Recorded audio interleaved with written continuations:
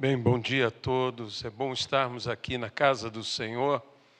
E neste ano em especial, Deus nos deu uma palavra dizendo de iniciarmos tudo de novo. Que era um novo início e que Deus estaria conosco em toda esta caminhada e nos abençoaria. Então, há algumas coisas que são, eu diria, básicas na nossa caminhada, especialmente num momento como o de hoje, que é a primeira ceia do Senhor, que nós estamos aqui celebrando nesse ano de 2025, que nós estamos aqui na presença do Senhor para anunciarmos a morte do Senhor até que Ele venha. E a Bíblia é clara: examine-se, pois, o homem a si mesmo, e assim coma do pão e beba do cálice. Pois quem come e bebe sem discernir o corpo, come e bebe juízo para si. De forma que é essencial esse discernimento a respeito do corpo, para que nós não venhamos a trazer juízo sobre a nossa vida. Examine-se, pois, o homem. A igreja tem se acostumado a autoexaminar-se no momento da ceia. Não que isso não seja importante, isso é essencial, levarmos-nos a esta reflexão, a este autoexame. Mas Paulo está falando sobre um autoexame, creio eu, constante, contínuo, dizendo: se nos julgássemos a nós mesmos, não seríamos julgados. Mas quando julgamos a outros, somos disciplinados pelo Senhor para não sermos condenados. De modo que esse julgamento a outros e o não julgamento a si é algo perigosíssimo na nossa vida. Essa autorreflexão, esse autojulgamento deve ser uma prática constante na nossa vida. Nós temos que compreender que o Evangelho, o verdadeiro Evangelho, é desafiador. Porque nós estamos numa jornada rumo à perfeição. Porque a Bíblia diz: sede perfeitos. E o grau de perfeição é como é perfeito o vosso Pai. Sede perfeitos, sede santos, igualmente como é santo o vosso Pai. Nós somos desafiados, e o Evangelho tem que ser desafiador. O próprio convite a aceitar Jesus Cristo como seu Salvador, não é apenas como seu Salvador, mas como seu Senhor e Salvador. Isso é desafiador. O Evangelho não é apenas um convite. O Evangelho é uma proclamação de autoridade do Rei dos Reis e do Senhor dos Senhores, para todos nós. E, nesse particular, eu gostaria que hoje nós pudéssemos ter a nossa atenção sobre um tema primordial para as nossas vidas, que é o perdão.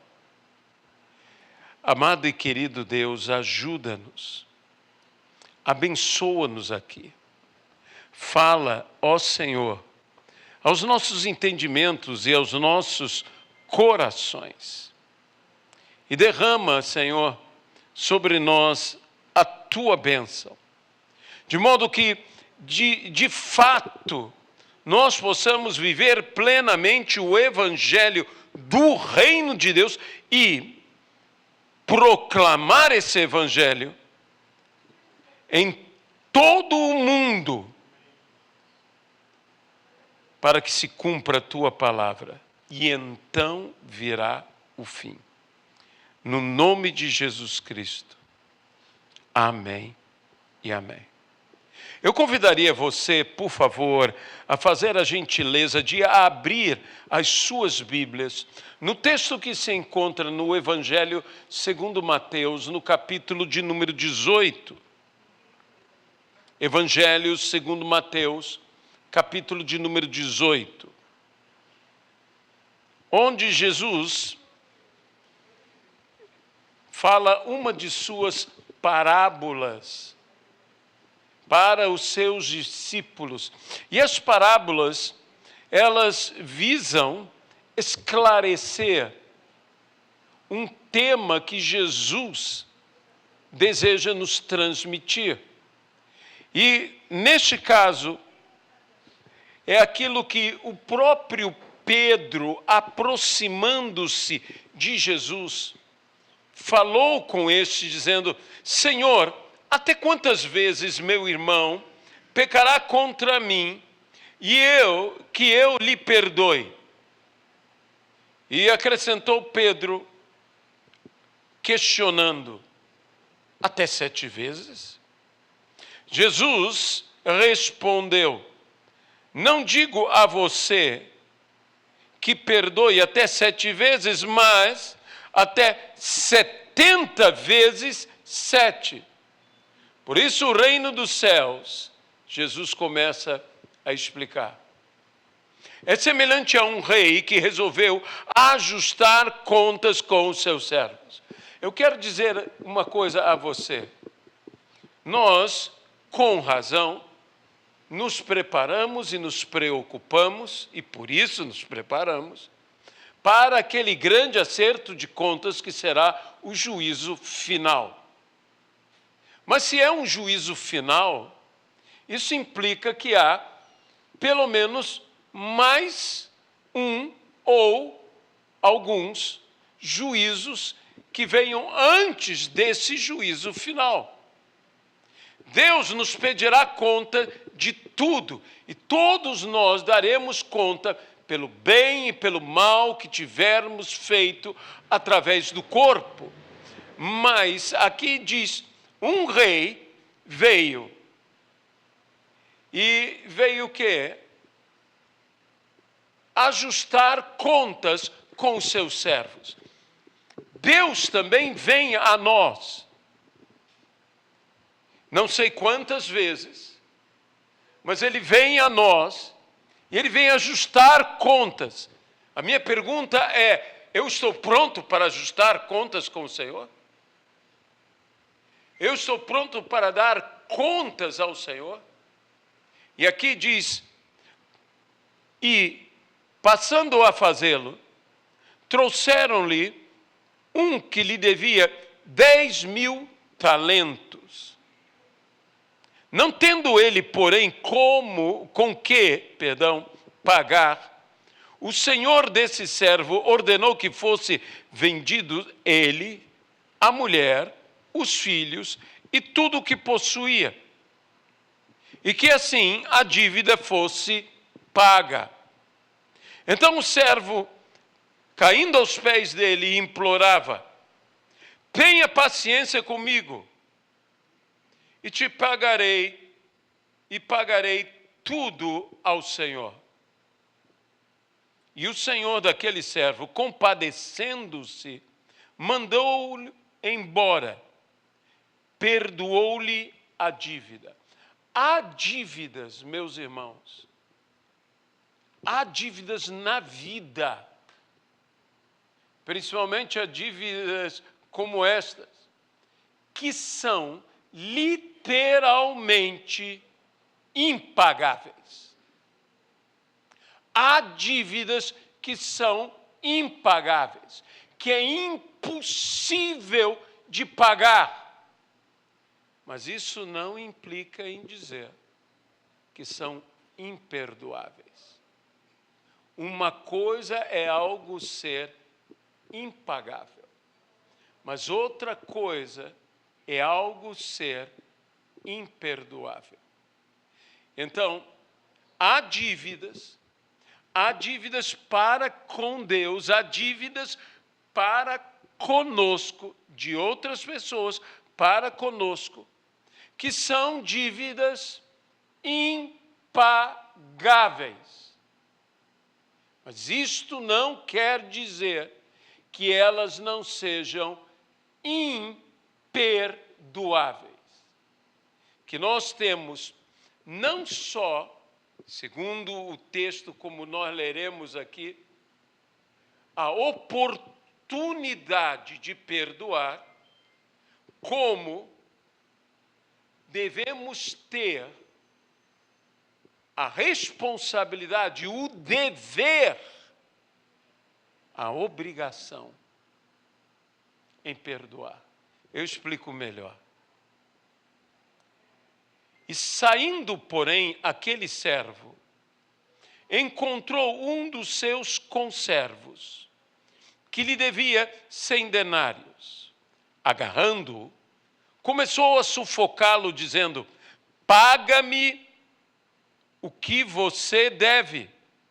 Então o seu conservo, caindo aos pés dele, pedia: tenha paciência comigo e pagarei tudo a você. Ele, porém, não quis. Pelo contrário, foi e o lançou na prisão, até que saldasse a sua dívida.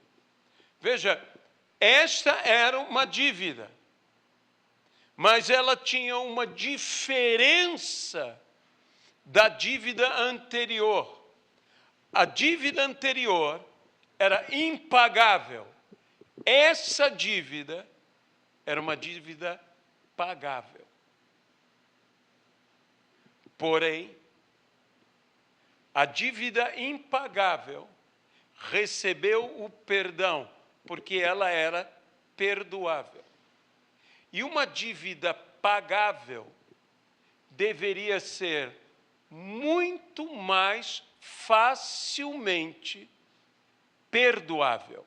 Muito mais facilmente deveríamos perdoar uma dívida pagável do que uma dívida impagável. No entanto, ele não perdoou, ele aprisionou. Toda falta de perdão cria um aprisionamento, pelo menos temporário, para aquele que não é perdoado. É uma prisão que nós próprios criamos, nós próprios lançamos. Mas há uma outra prisão, há um outro, melhor dizendo, aprisionamento, não só de quem não foi perdoado, mas muito mais daquele que não perdoou. Vendo os seus companheiros o que havia acontecido, ficaram muito tristes e foram relatar ao Senhor tudo o que havia acontecido. Então o Senhor, chamando aquele servo, lhe disse: servo malvado, eu lhe perdoei aquela dívida toda, porque você me implorou. Será que você também não deveria ter compaixão do seu conservo, assim como eu tive compaixão de você? E indignando-se, o Senhor entregou aquele servo aos carrascos, não só à prisão, mas aos carrascos, até que lhe pagasse toda a dívida. Assim também o meu Pai, que está no céu, fará com vocês, se do íntimo não perdoarem a cada um seu irmão. Ou, como em algumas versões há, se do íntimo, em vez do íntimo, se de todo o seu coração. O que eu até prefiro essa versão. Se de todo o seu coração não perdoarem a seu irmão. Que Deus possa abençoar a sua palavra em nossas vidas. É a grande diferença entre a primeira prisão, o aprisionamento do servo que tinha uma dívida pagável e, portanto, é um aprisionamento provisório. O problema do segundo aprisionamento é que ele está relacionado a uma dívida impagável. Há uma dívida impagável. E que esta pessoa não está apenas na prisão, mas na mão dos carrascos. Há um nível de sofrimento muito mais intenso por não perdoar do que por não ser perdoado. Ou seja, o não perdoar é mais prejudicial do que o não ser perdoado. Pelo menos é o que eu percebo neste texto. Nós, com razão, nos preocupamos, por exemplo, com pecados. E entre eles, talvez o pecado que mais nos preocupe seja o pecado que não tem perdão.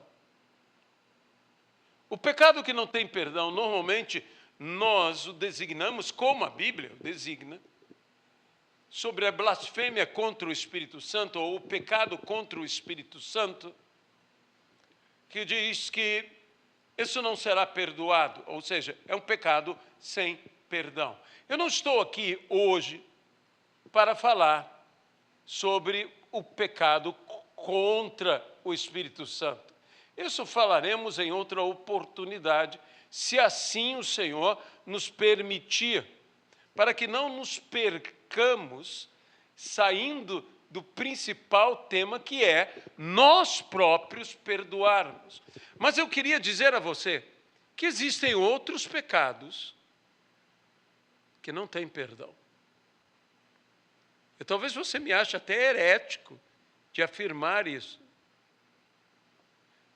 A primeira coisa que eu desejo levantar é quando nós rejeitamos o perdão.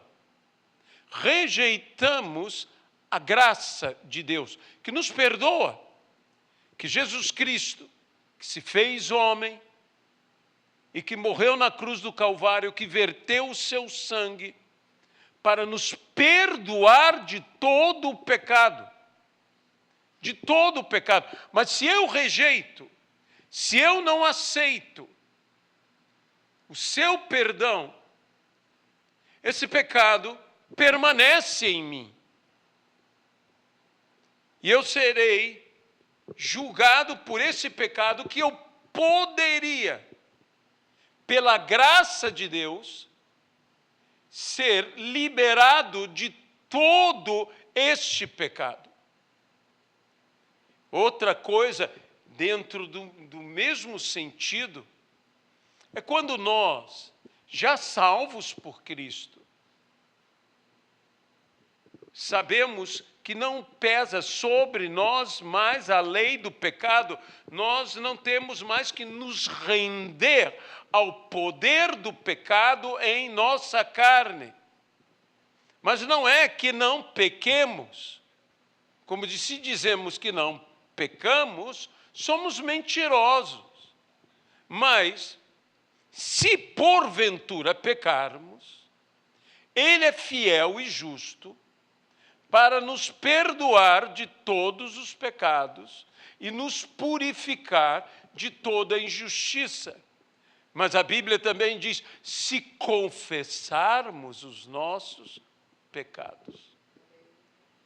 Então, há pecado que permanece por causa da falta de arrependimento e da falta de confissão. E que eu preciso tanto me arrepender, quanto confessar. Confessar, em primeiro lugar, confessar a quem? A Deus. E se eu, porventura, tiver pecado contra homens, também me confessar a homens e buscar restituição aos que de alguma maneira prejudiquei. É uma evidência de que somos salvos.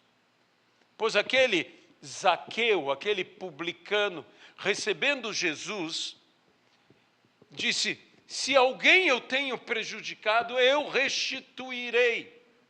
E restituirei multiplicado. E Jesus disse: houve salvação nesta casa. Por quê? Porque havia evidência de salvação. Havia arrependimento, havia não apenas confissão, mas havia restituição. E quando essas coisas estão se manifestando na nossa vida, é que de fato nós nos arrependemos verdadeiramente. Mas pior, o mais perigoso pecado em minha e tua vida, digo eu, não as Sagradas Escrituras, não o Senhor, na minha maneira de compreender, um pecado sem perdão.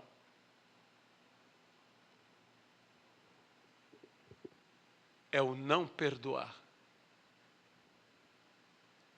O ato de não perdoar é um pecado sem perdão. Vejam que havia aquele que era impagável, mas era perdoável. Só que este servo cometeu um erro com o seu conservo, e este erro era imperdoável. E qual foi o erro dele que era imperdoável? Que exigiu, pela justiça deste compassivo e misericordioso Senhor, exigiu que ele fosse igualmente lançado na prisão e na mão dos carrascos. Foi a falta de perdão. Martinho Lutero dizia que quando eu não perdoo, sempre que eu oro, a famosa oração do Pai Nosso, eu não oro a meu favor, eu oro contra mim. Porque na oração que Jesus nos ensinou a orar, Jesus nos ensinou a orar dizendo: perdoa as nossas dívidas, assim como, da mesma maneira como, na mesma intensidade, eu perdoo aos que me devem. Perdoa-me como eu perdoo a quem me deve.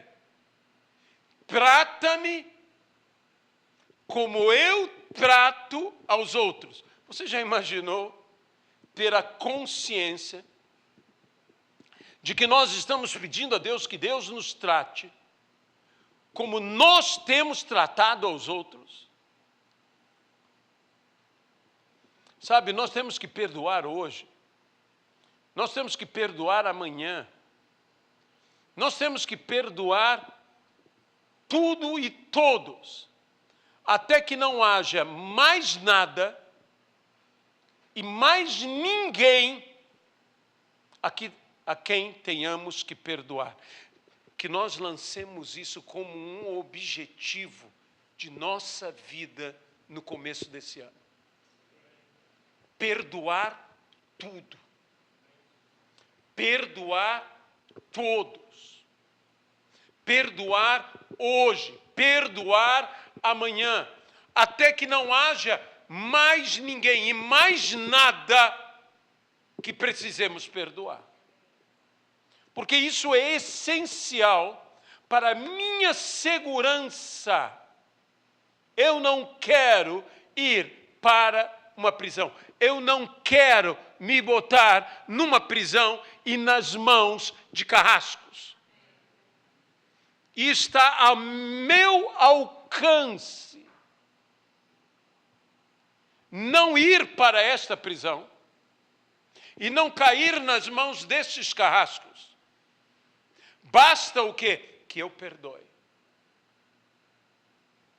Quando Pedro fala isso, até quando meu irmão pecará contra mim, que eu o perdoe 7 vezes, e Jesus diz, não 70 vezes, não 7 vezes, mas eu te digo 70 vezes 7.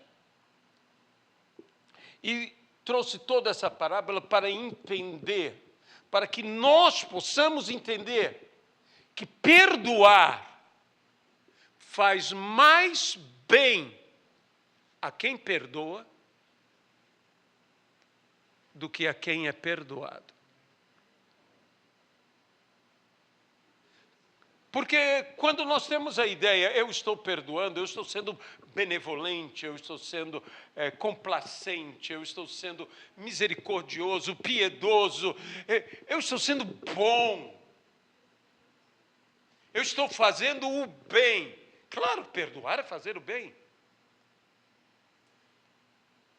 Mas perdoar, segundo essa parábola, Jesus está querendo que a pessoa compreenda que Pedro, que os seus discípulos, que eu, que você, compreendamos que o ato de perdoar faz mais bem a nós do que a pessoa que perdoamos.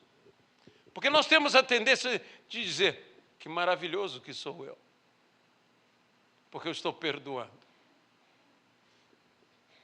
Perdão, no caso do cristianismo, perdão, no caso de uma fé bíblica, especialmente neotestamentária. Perdão, porque nós fomos perdoados. Não é uma oportunidade, não é um privilégio, é uma obrigação. Veja, o Senhor disse, não deveria você também ter perdoado? Essa é tua obrigação. Eu te perdoei, você não tinha que perdoar? E é o que Deus está dizendo a todos nós, eu te perdoei. Você também tem que perdoar. Mas por que eu tenho que? Porque por vezes nós fazemos essa pergunta. Por que eu tenho que perdoar? Você não viu o que ele fez para mim? O quanto ele me prejudicou? Por que eu tenho que perdoar? Bem, hoje eu vou te dar uma resposta bíblica. Porque eu fui perdoado. Porque você foi perdoado. Porque nós fomos perdoados. Nós temos a obrigação diante de Deus de perdoar. Isso não quer dizer que seja fácil. Veja o impulso desse homem, o agarrou, o sufocou. Indignado. Esse é um grande problema da falta de perdão em nossas vidas, é a indignação que nós temos. Porque há coisas e há dívidas que nos deixam indignados. Meus irmãos, eu quero dizer uma coisa, ninguém disse, e Jesus jamais falou, que o Evangelho e viver o Evangelho é coisa fácil. Eu comecei essa palavra dizendo que o verdadeiro Evangelho é desafiador. E nós estamos sendo desafiados na obrigação de perdoar. Por quê? Se eu não perdoar, eu cometerei um pecado imperdoável. E enquanto eu não me arrepender, enquanto eu não libertar a pessoa que eu mesmo aprisionei pela minha falta de perdão, e eu a libertar, eu permanecerei preso a essa dívida. Eu permanecerei preso a esta falta de perdão. Eu permanecerei sofrendo as consequências do ato de não ter perdoado, em vez de viver a graça que me foi concedida. A graça de ter sido perdoado.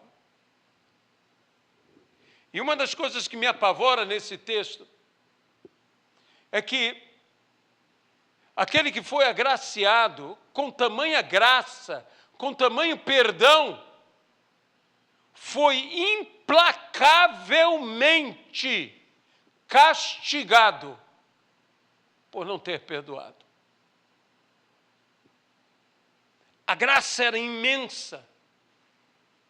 E não pense que o sermos agraciados por tamanha graça nos livra da justiça divina. Eu não estou falando do perdão que Cristo nos concede, nos salvando da condenação eterna. Eu estou falando da exigência da justiça divina. Quando nós não perdoamos.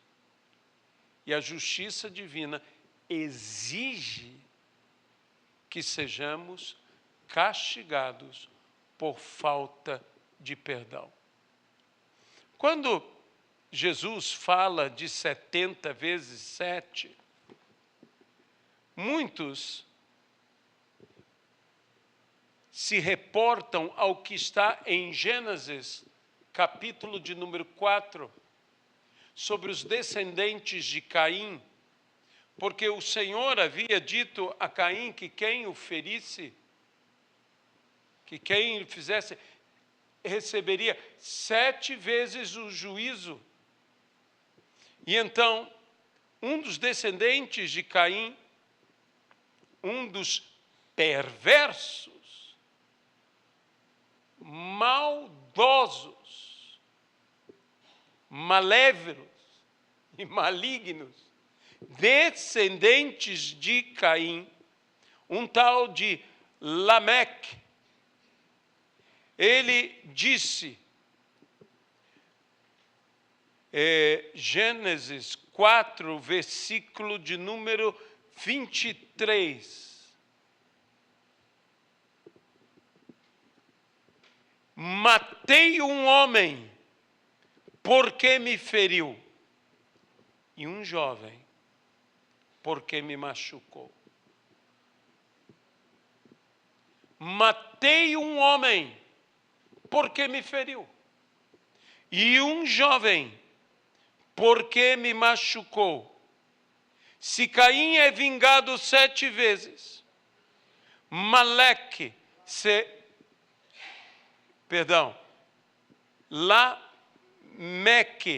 será vingado 70 vezes 7.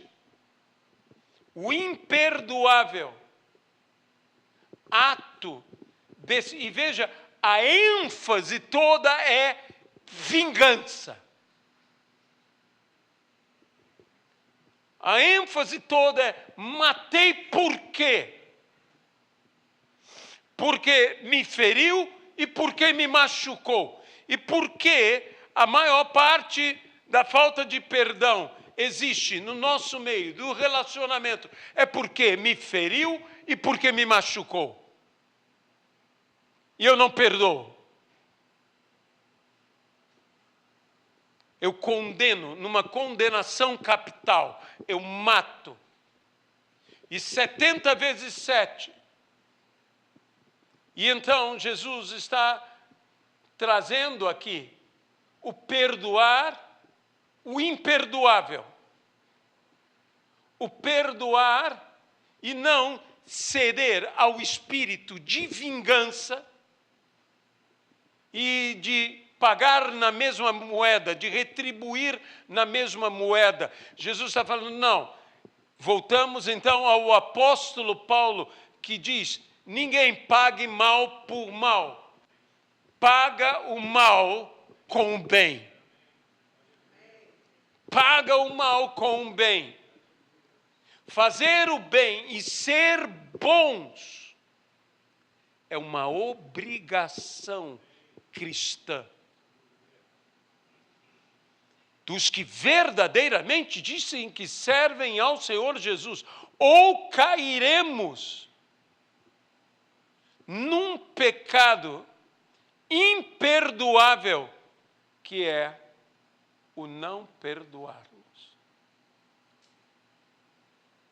Eu não estou dizendo que o sangue de Cristo não possa nos purificar desse pecado, mas o que eu estou querendo dizer a você é o seguinte: não se iluda, de Deus ninguém zomba. O que o homem semear, isto ele colherá. Se você não perdoa, você vai colher a consequência de não perdoar. Se você perdoa, você vai colher a consequência de perdoar. De modo que hoje é um dia de perdoarmos. Hoje é um dia de você lembrar desde os primórdios da sua existência. Eu não quero exagerar aqui, mas quem te feriu? Quem te machucou? Não mate. Perdoe. Quantos ministérios ferem a outros ministérios? Quantas igrejas ferem a outras igrejas? Nós temos que perdoar. Se nós queremos estabelecer uma obra aqui como uma obra que Deus merece ter. Sabe, hoje nós estamos fazendo, com todo respeito a toda visão de qualquer igreja, mas de uma forma geral, nós estamos fazendo uma igreja para os homens. Nós estamos preocupados, que igreja que o homem quer congregar? Que igreja que os homens querem participar? Aonde eles vão se sentir bem? Tudo isso tem um grau de importância, e por vezes de grande importância, mas a obra que nós fazemos para a glória do nosso Deus. Para a glória de Deus. Nós estamos aqui. Quem edifica a igreja é o Senhor. E nós temos que ser cooperadores com Ele. Não sou eu que edifico a igreja, não sou eu que tenho que dizer como eu quero a igreja. Se eu sou cooperador com aquele que é quem está edificando, quem está construindo, ele que vai me dizer quantos quartos haverá na edificação, quantas cozinhas, de que tamanho será a cozinha, de que tamanho será o banheiro ou os banheiros. Eu acho que aqui esse cômodo fica melhor daquele lado e não desse lado. Isso não é decisão minha. É decisão dele. Ele é que diz como é que tem que ser. E o que eu quero dizer ao Senhor, quanto a essa obra, a essa igreja, vem, Senhor, e governa essa obra, governa essa igreja, diz o que tem que ser, e o que tem que ser está nas Sagradas Escrituras. E é como nós temos que fazer, é como está dito nas Sagradas Escrituras. E um alicerce fundamental na minha vida e na tua vida é perdão.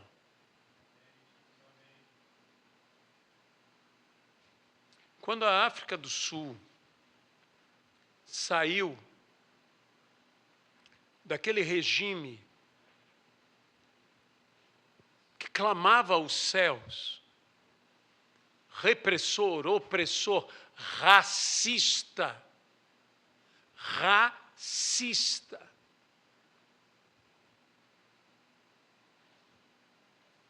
Eles tinham uma opção. Um banho de sangue ou uma nação livre.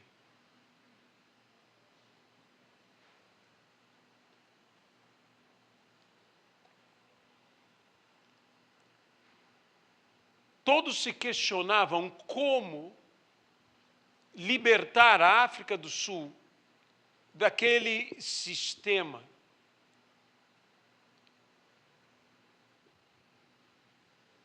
A filha de um grande pastor sul-africano, presidente na época da denominação Apostolic Faith Mission, Yanni Leroux, a filha dele havia defendido uma tese, eu não me lembro se era de mestrado ou doutorado, baseada em princípios bíblicos sobre justiça social e a restauração da sociedade. Esta tese foi tomada pelos legisladores e pelos políticos da África do Sul, e eles decidiram seguir os pontos desta tese para haver uma libertação.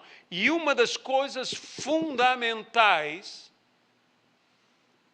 era o perdão. Sem perdão, não poderia haver uma justiça. A justiça, meus irmãos, nós temos uma ideia de justiça sendo estabelecida pelo juízo. Mas a justiça, ela tem uma outra maneira de ser estabelecida, que é pelo perdão. E então, eles estabeleceram um período em que todas as pessoas, isso está registrado, confessariam os seus crimes. Eles teriam que confessar, exatamente como se confessarmos os nossos pecados. Eles teriam que chegar diante das autoridades, diante do juiz e confessar, de ambos os lados. De ambos os lados. Daquele conflito que estava estabelecido e que causou sofrimento, morte de inúmeras pessoas. E tanto da parte do governo opressor e racista, foram lá e confessaram, como da parte daqueles que se opunham e que muitos na oposição não foram uma oposição sem violência, como foi Mandela em sua prisão, foi uma oposição com muita violência. Todos foram e confessaram. E isso, meus irmãos, impediu que a África do Sul caísse num banho de sangue, tanto de um lado quanto de outro, baseado na vingança. Porque eles fizeram baseado no perdão. São esses valores que nós temos que trazer ao mundo. Nós podemos mudar o mundo. O mundo vai piorando, é o que todo mundo disse, o mundo vai de mal a pior. Mas eu não vou ficar parado passivamente olhando o mundo piorar. Nós temos uma resposta para o mundo e uma solução para todo homem, e ela se chama Jesus. E nós temos que transmitir Jesus e os valores de Jesus. Basta de ficarmos como igreja. E eu volto a dizer, por favor, não estou querendo criticar a ninguém, a nada. Festejando que iremos para os céus, enquanto essa terra vai de mal a pior. Eu festejo que eu vou para os céus, óbvio, mas eu tenho que fazer algo por essa terra. Eu tenho que fazer algo por esse mundo. As multidões têm fome, e Jesus multiplica pães e peixes. Por quê? Porque a multidão tem fome. Ele diz, na casa do meu pai há muitas moradas, mas as pessoas precisam de moradas aqui. Nós precisamos fazer o que nós necessitamos e é nossa obrigação. E uma das nossas obrigações é perdoar.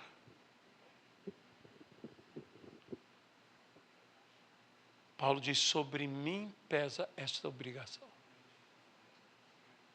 Que era pregar o Evangelho. É outra obrigação. Mas hoje eu estou querendo falar da obrigação de perdoar. Quem me feriu? Quem me machucou? Eu não vou matar. Eu vou perdoar.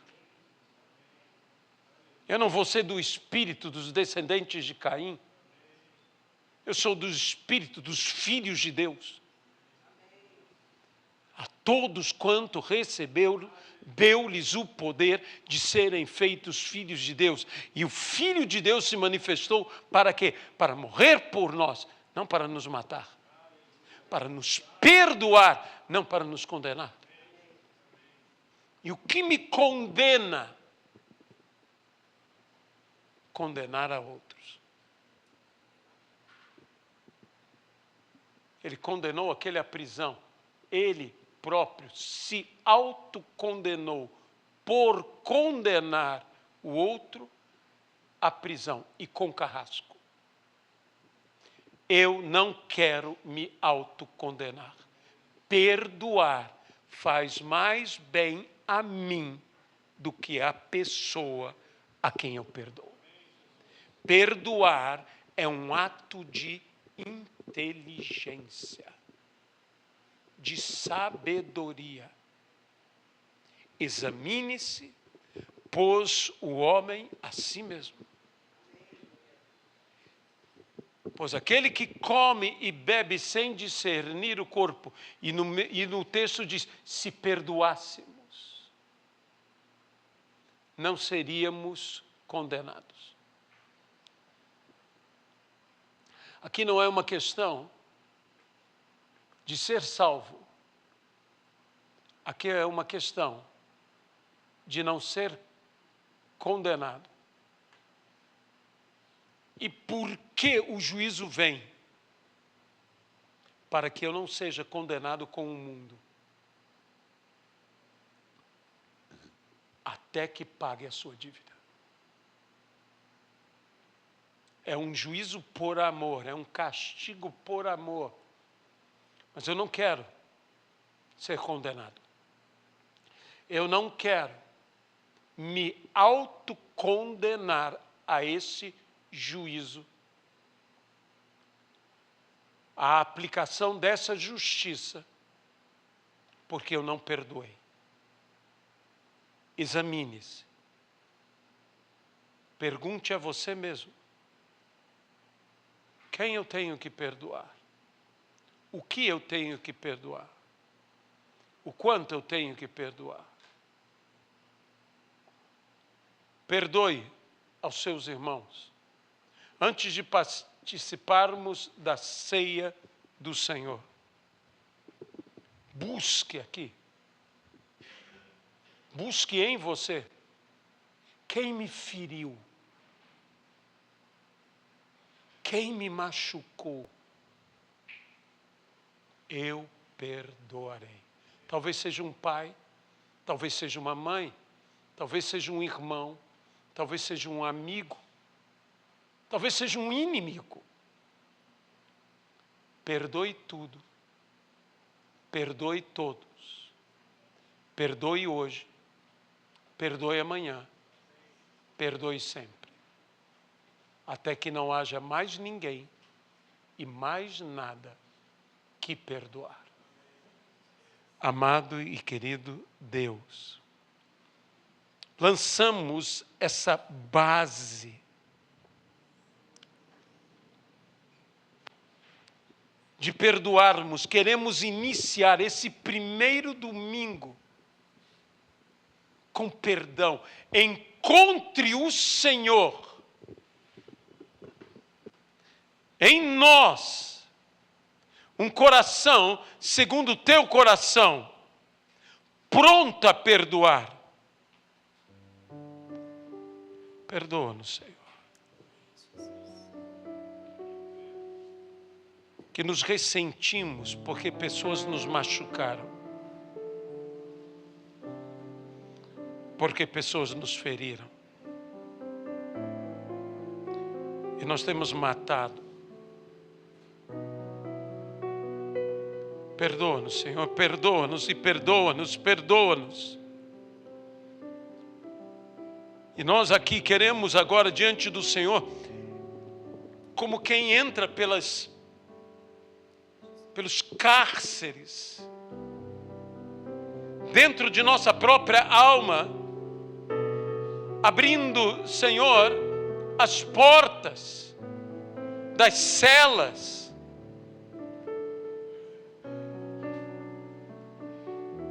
tirando, ó Senhor, as cadeias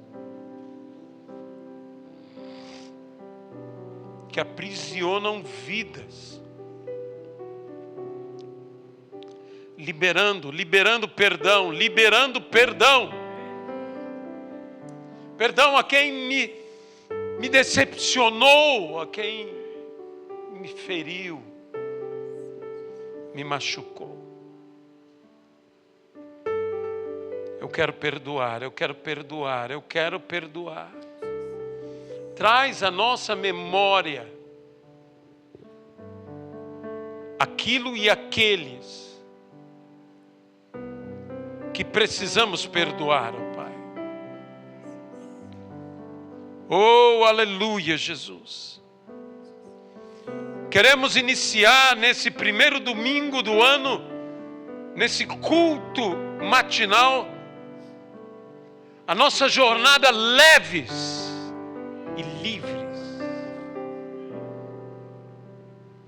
sem o peso da falta de perdão, que clama juízo contra nós.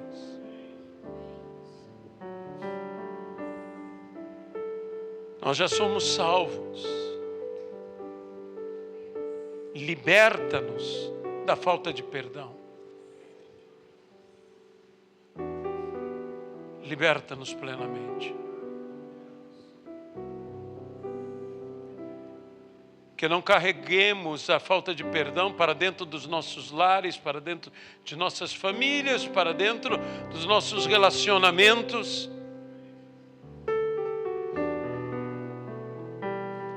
Que aquele que nós dizemos é imperdoável o que ele fez, que possamos perdoar. Pelo poder do nome de Jesus Cristo. Amém, Senhor. Segura em mãos o